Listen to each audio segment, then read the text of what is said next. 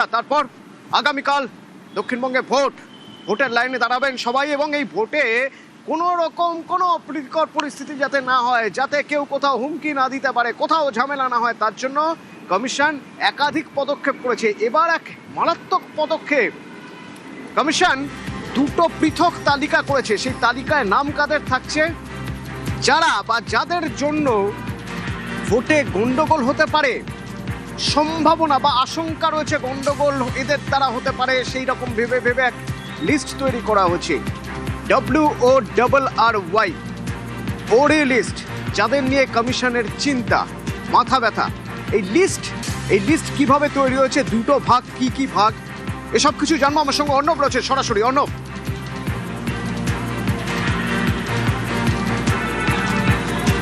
দেখো, এই দুটো তালিকা মিলিয়ে একাধিক তৃণমূল কংগ্রেসের বর্তমান বিধায়কের নাম, একই সঙ্গে তৃণমূল কংগ্রেস একাধিক বিধানসভার প্রার্থীর নাম, তৃণমূল কংগ্রেসের একাধিক কলকাতা এবং রাজ্যের বিভিন্ন পুরসভার কাউন্সিলরদের নাম, এবং এছাড়াও একাধিক আমাদের 3 টায়ার যে পঞ্চায়েত সিস্টেম রয়েছে সেই কোনো না কোনো একটা টায়ারের যিনি সদস্য তাদের নামও এখানে রয়েছে। এবং এই তালিকা দিয়ে কার্যত একটা তালিকা সরাসরি প্রিভেন্টিভ অ্যারেস্টের কথা বলা হয়েছে, যেখানে অফেন্স মেড আউট করলেই যারা অবজারভার রয়েছেন, কমিশনের দায়িত্বে রয়েছেন, ভোট পর্যালোচনার দায়িত্বে, পর্যবেক্ষণের দায়িত্বে রয়েছেন, সেটা পুলিশ অবজারভার বা অ্যাডমিনিস্ট্রেশন থেকে জেনারেল অবজারভার বা অবজারভার, এই পদমর্যাদার আধিকারিকরা রয়েছেন, তারা যদি মনে করেন ওই ব্যক্তি যাদের তালিকায় নাম রয়েছেন তারা ভোট প্রভাবিত করার চেষ্টা করছে, ভোটে গোলমাল পাকাতে পারে, সমূহ সম্ভাবনা রয়েছে, অফেন্স মেড আউট, তাকে গ্রেপ্তার করতে পারে। প্রিভেন্টিভ অ্যারেস্ট কোট আনকোট শব্দ, যার বাংলা হচ্ছে সতর্কতামূলক পদক্ষেপ হিসেবে তাদের আটকে রাখা। এর পাশাপাশি আরও একটি নতুন তালিকা, যে তালিকা আগে প্রকাশ করেনি, তা হচ্ছে ওরি লিস্ট।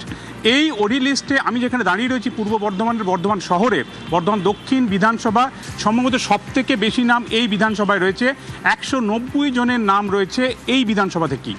এরকম একাধিক জায়গা, ভবানীপুর এপিক ফাইট রয়েছে এবার বিধানসভা নির্বাচনে, যেখানে সেই বিধানসভা তো 46 জনের নাম রয়েছে।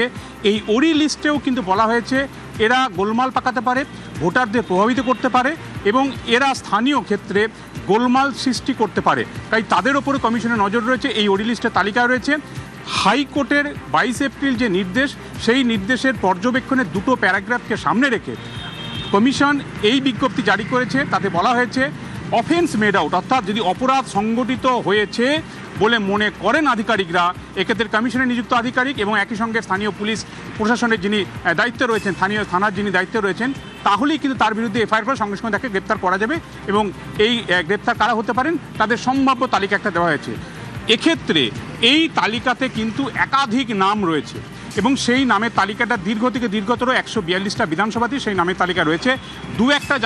দু একটা জায়গাতে, যেমন দমদম বিধানসভার ক্ষেত্রে যে প্রিভেন্টিভ অ্যারেস্টের জায়গায় কিন্তু নাম নেই কারোর, ব্ল্যাঙ্ক, কিন্তু ওরি লিস্টের তালিকা কিন্তু একাধিক ব্যক্তির নাম রয়েছে।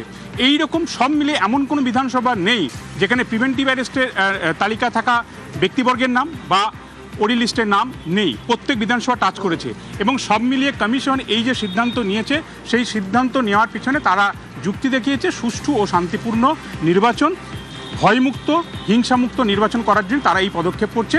এবং কলকাতা হাইকোর্ট জনস্বার্থ মামলার প্রেক্ষিতে যে নির্দেশ দিয়েছে, যে পর্যবেক্ষণ দিয়েছে, সেই পর্যবেক্ষণকে সামনে রেখেই তারা এই নতুন বিজ্ঞপ্তি জারি করছে দ্বিতীয় দফা ভোটের আগে। কিন্তু অন্য এখানে একটা ব্যাপার রয়েছে, তা হলো এই যে প্রথম দফার আগে গ্রেপ্তারিতে যে হাইকোর্ট স্থগিতাদেশ দিয়েছিল কোর্টের নির্দেশের পরেও কেন 350 জনের লিস্ট কমিশনের? এ প্রসঙ্গে তোমার থেকে একটু জানবো, তবে এবং এ নিয়ে কোনো আইনি পদক্ষেপ হচ্ছে কিনা সে বিষয়েও জানবো। তবে তার আগে এই যে ওরি লিস্ট নিয়ে রাজনৈতিক চর্চা শুরু হয়ে গিয়েছে। একবার শুনবো রাজনৈতিক ব্যক্তিত্বরা তারা কি বলছেন। মনে হচ্ছে ইলেকশন কমিশনের আনকনস্টিটিউশনাল পদক্ষেপ, কোনো অধিকার বহির্ভূত পদক্ষেপ। এর আগে একটা বার করেছিল যে ডেঞ্জার এলিমেন্ট না কি বলে, কে অধিকার দিয়েছে বলুন তো ওরি লিস্ট করার?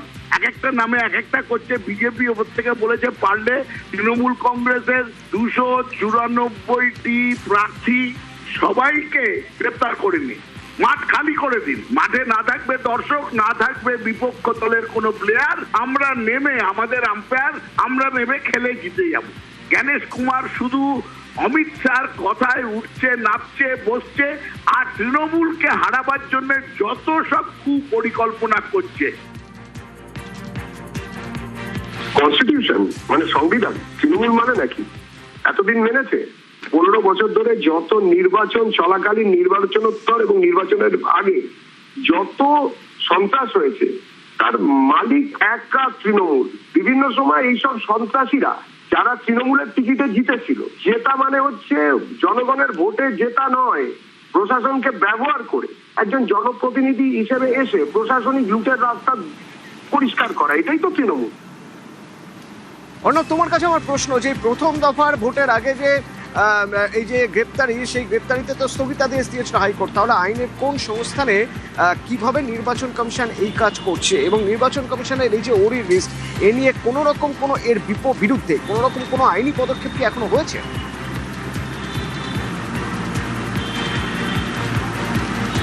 তোমার প্রথম প্রশ্নের উত্তরে জানাই, প্রথম দফার ভোটে একাধিক জায়গায় প্রার্থীরা আক্রান্ত হয়েছে, রক্তাক্ত হয়েছে, এবং দিনাজপুরের ঘটনা এবং বীরভূমের ঘটনা আমরা আমাদের দর্শকদের ছবিতেও দেখিয়েছি।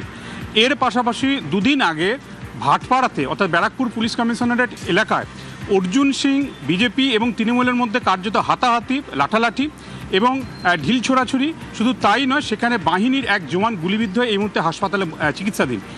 এই পুরো পরিস্থিতিটা জরিপ করেছে কমিশন।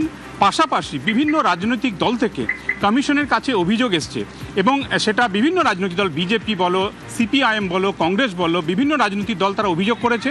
সেই অভিযোগগুলো খতিয়ে দেখা, একই সঙ্গে গত কয়েকদিনের যে ঘটনা, প্রথম দফা থেকে শিক্ষা নেওয়া কিছু বিষয়, সবগুলোকে যোগ করে কমিশন এই সিদ্ধান্ত উপনীত হয়েছে যে দ্বিতীয় দফার ভোট এবং এই দ্বিতীয় দফার ভোটকে যদি শান্তিপূর্ণ করতে হয়, তাদের এই ওরি লিস্ট বার করে তাদের আগেভাগেই সতর্ক হতে হবে, এবং পুলিশ প্রশাসনকে আগেভাগেই এই সমস্ত ব্যক্তিকে নিয়ে আলাদা পদক্ষেপ করে রাখতে হবে। তা না হলে এই ভোট ভণ্ডুল হতে পারে বলে কমিশনও আশঙ্কা প্রকাশ করছে। এবং আরও একটা বিষয় কিন্তু এই নির্দেশিকায় রয়েছে অতনু, যেটা অত্যন্ত গুরুত্বপূর্ণ, কারণ কলকাতার ভোট, দক্ষিণ 24 পরগনার ভোট, উত্তর 24 পরগনার ভোট, এই দ্বিতীয় দফায় সব থেকে বেশি আসন, সেখানে 75টা আসনে বিধানসভা ভোট, এবং এখানে কিন্তু তৃণমূল কংগ্রেস যথেষ্ট শক্তিশালী ঘাঁটি। এর বাইরে একটা বিষয়, এখানে কিন্তু একটা ক্লাব কালচার আছে, অর্থাৎ ক্লাব সংস্কৃতি আছে। পাড়ার ছেলেরা একযোগে ক্লাবে অফিস থেকে ফিরে, কাজ থেকে ফিরে বসা, গল্প করা, সেই ক্লাবেতেও কিন্তু এবার কমিশনের নজর। এবং ক্লাবে থেকে যদি কোনো রকম ভোটারদের প্রভাবিত করার চেষ্টা হয়, ক্লাবের ভিতরে ঢুকে তল্লাশি চালিয়ে পদক্ষেপ করতে পারে, সেই সবুজ সংকেত কমিশনের আর হচ্ছে আইনি পদক্ষেপ চাইছে না নির্বাচন কমিশনার, সেই জন্য যাতে আইন শৃঙ্খলা পরিস্থিতি একদম ঠিকঠাক থাকে, আর সেই আইন শৃঙ্খলা পরিস্থিতি যাতে কড়া নজরদারিতে থাকে, তার জন্য এবার নির্বাচন কমিশনের এই সেকেন্ড ফেজ ভোটে দেওয়াই হচ্ছে স্পেশাল 26, অর্থাৎ 26 জন পর্যবেক্ষক। এই 26 জন পর্যবেক্ষকের উপরে আইন শৃঙ্খলা রক্ষার দায়িত্ব, কোনো রকম আগে থেকে কোনো আঁচ পেলে সঙ্গে সঙ্গে যাতে পদক্ষেপ করা যায় সেই দায়িত্ব। আমার সঙ্গে প্রীতি রয়েছে সরাসরি। এই 26 জনকে কোন কোন জায়গার দায়িত্ব দেওয়া হয়েছে? এই 26 জন কারা এরা? মূলত রাত পোহালে দ্বিতীয় দফার নির্বাচন এবং প্রথম দফায় বিক্ষিপ্ত কিছু ঘটনা দেখা গেলেও মোটের উপর শান্তিপূর্ণ নির্বাচন হয়েছে।